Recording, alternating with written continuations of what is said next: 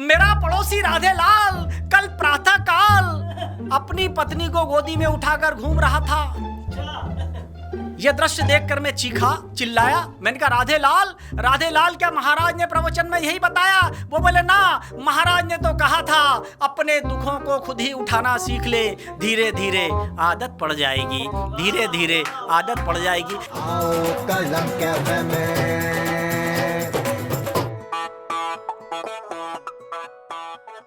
दोस्तों नमस्कार, आज हमारे कलम कैफे की शुरुआत है।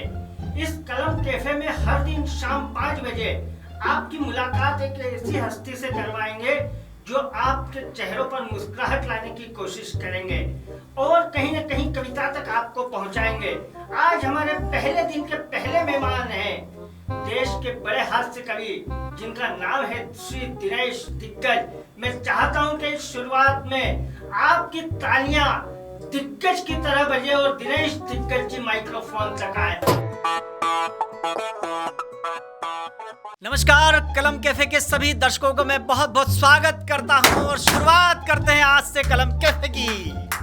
कलम कैफे कहते हैं ना कि हंसने के लिए लंबी यात्रा नहीं करना पड़ती, क्योंकि जिसकी मस्ती जिंदा है उसकी हस्ती जिंदा है। और हंसने के लिए आपको धन की जरूरत नहीं पड़ती, हंसने के लिए आपको मन की जरूरत पड़ती है। कहते हैं कि मुस्कुराओ कि जिंदगी लौटे, मुस्कुराओ कि जिंदगी लौटे, रेत की तह में नमी लौटे। मुस्कुराओ कि जिंदगी लौटे, रेत की तह में नमी लौटे। ओठ पर जम गए हैं सन्नाटे, कुछ किया जाए कि हंसी लौटे, कुछ किया जाए कि हंसी लौटे। ये हंसी लौटाने के लिए या मुस्कुराहट लाने के लिए आइए, कलम कैफे है तो फिर एक आध सिप लेते हैं। सबसे पहली सिप आप तक। अतुल जी, पिछले दिनों कलकत्ता कवि सम्मेलन से लौट कर आया, रात को 9 बजे श्रीमती जी ने डाइनिंग टेबल पर खाना लगाया। मैं अपने मित्र से मोबाइल पर बात कर रहा था, इधर श्रीमती जी की कोहनी का टल्ला मेरे सर पर चल रहा था। मुझसे कहने लगी, दाल कैसी बनी, चावल कैसे बने, दाल कैसी बनी, चावल कैसे बने। मैं बोला क्या खाक बने, बार बार कंकर आते हैं, बीन नहीं सकती थी क्या, भगवान ने 2 बड़ी बड़ी आंख दी है। कहने लगी चीखो मत, इस बात पर कुछ कहूंगी तो तर्क बढ़ेगा। अरे देने के नाम पे भगवान ने तुझे भी 32 दांत दिए, 2-4 चबा ले, कौन सा फर्क पड़ेगा। कलम कैफे की आज से शुरुआत कर रहे हैं हम, तो शुरुआत लगना चाहिए। चलिए आइए, एक आध सिप और हो जाता है कलम कैफे में। तो एक सिप के लिए अतुल जी मैं और आपको दावत देता हूं, शानदार दावत, कि शादी के मंडप में दूल्हा दुल्हन ने 7 की जगह केवल 3.5 फेरे लगाए। शादी के मंडप में दूल्हा दुल्हन ने 7 की जगह केवल 3.5 फेरे लगाए। ये सीन देखकर पंडित जी घबराए, अलर्ट मोड पर आए, बोले सुखी दाम्पत्य जीवन बिताना है तो पूरे 7 फेरे लगाना है। तभी दुल्हन चहक कर बोली, पंडित जी 7 फेरे लगाकर क्या करेंगे, अरे आजकल तो 2020 का जमाना है पंडित जी, 2020 के दौर में हर चीज बिक जाएगी और शादी टिकनी होगी तो आधे फेरे में ही टिक जाएगी। हंसने के लिए लंबी यात्रा नहीं करना पड़ती। मैं तो पत्नी का हाथ पकड़ के साड़ी मार्केट में जा रहा था, ऐसे ऐसे ऐसे ऐसे, जिल्ला इलाही की मुद्रा, ऐसे। सामने से मेरा बहुत आदरणीय मित्र पंडित अतुल ज्वाला, जिन्होंने कलम कैफे की आज शुरुआत की, शानदार शुरुआत चले आ रहे, मुझे अचानक बोले, दिग्गज जी शादी को कितने साल हो गए। मैंने कहा अतुल जी यही कोई 17-18 साल। बोले 18 साल बाद भी इतना अनन्य प्रेम कि साड़ी मार्केट में खुद की पत्नी का हाथ पकड़ के घूम रहे हो, ऐसा अटूट प्यार। मैंने कहा प्यार गया भाड़ में, हाथ छोड़ दूंगा दुकान में घुस जाएगी। हंसने के लिए लंबी यात्रा नहीं करना पड़ती। आज कलम कैफे की शुरुआत कर रहे हैं तो आइए हंसे मुस्कुराएं, क्योंकि मस्करा मशहूर है आंसू छुपाने के लिए, मस्करा मशहूर है आंसू छुपाने के लिए, बांटता है वो हंसी सारे जमाने के लिए। अरे जिंदगी में गम बहुत हैं, हर कदम पर हाथ से, आओ कुछ टाइम निकालें मुस्कुराने के लिए, आओ कुछ टाइम निकालें मुस्कुराने के लिए। हंसी और ठहाकों के लिए आपको लंबी यात्रा नहीं करना पड़ती, आपके भीतर हंसी होती है, हंसी बाहर निकल के आती है। पिछले दिनों मैं सिंगापुर घूमने गया, मैं मेरी बीवी हम दोनों घूमने गए।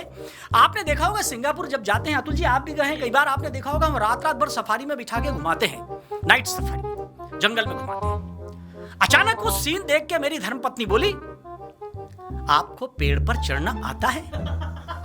मैंने कहा नहीं आता है। बोले फिर तो आपसे बंदर अच्छे। अतुल जी हंसने की बात नहीं है, मैं डिप्रेशन में आ गया।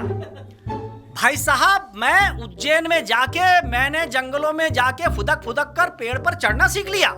15 दिन बाद पत्नी के सामने खड़ा होकर बोला, अब मुझे पेड़ पर चढ़ना आता है। पत्नी बोली, अब तुझ में और बंदर में कौन सा फर्क रह गया? हंसने के लिए आपको लंबी यात्रा नहीं करना पड़ती। मेरा पड़ोसी राधे लाल कल प्रातः काल अपनी पत्नी को गोदी में उठाकर घूम रहा था।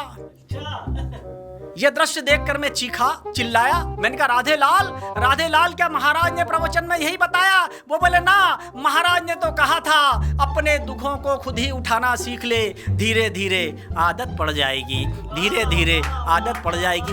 ये सारे परिवर्तन जो हो रहे हैं अतुल जी, आज कलम कैफे की आपने शानदार शुरुआत कही है। मैं तो अपने दर्शकों को भी कहता हूं कि आपको अगर हंसना है, मुस्कुराना है, ठहाके लगाना है तो देखते रहिए कलम कैफे। आइए फिर एक सिप और लेते हैं। कल श्रीमती जी ने हमारी आरती उतारी। ये परिवर्तन का दौर है। परिवर्तन क्यों आ रहे हैं? जो इंस्ट्रूमेंट हमारे हाथों में है, जिसके ऊपर एक बहुत बड़ी जिम्मेदारी थी कि ये हमारी संस्कृति की हिफाजत करेगा, ये हमारी रवायत की हिफाजत करेगा, लेकिन इसने हमारी संस्कृति को डिटोरिएट कर दिया। तब 4 पंक्तियां कहने का मन बनता है। तब कहता हूं कि फूलों की तरह रोज खिलो, अच्छा लगेगा। फूलों की तरह रोज खिलो, अच्छा लगेगा। लिबास दोस्ती के सिलो, अच्छा लगेगा। अरे फेसबुक पर मिलते हो फालतू लोगों से, लेकिन गांव जाकर सगे भाई से मिलो, अच्छा लगेगा। गांव जाकर सगे भाई से। एक बार फिर कलम कैफे के सभी दर्शकों को मेरा नमस्कार। बहुत बहुत धन्यवाद आदरणीय दिनेश दिग्गज जी। ये हमारा पहला एपिसोड है। हम प्रतिदिन शाम 5 बजे आपसे रूबरू होंगे किसी न किसी एक साहित्यिक हस्ती के साथ, किसी कॉमेडियन के साथ। तो आइए, रोज हमसे मुलाकात कीजिए, हंसते रहिए, हंसाते रहिए। बहुत